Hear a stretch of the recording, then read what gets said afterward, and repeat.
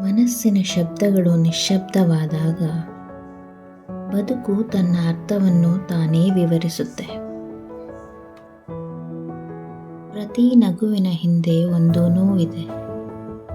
ಪ್ರತಿ ಮೌನದ ಹಿಂದೆ ಹಲವಾರು ಮಾತುಗಳಿವೆ.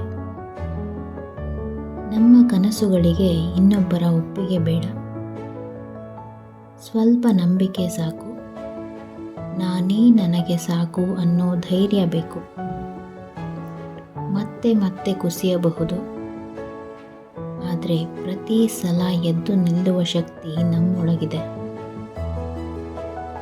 ಬದುಕು ಕೇಳುತ್ತೆ, ಇಷ್ಟು ನೋವಿನ ನಡುವೆಯೂ ಈ ಬಣ್ಣದ ನಗು ಹೇಗೆ?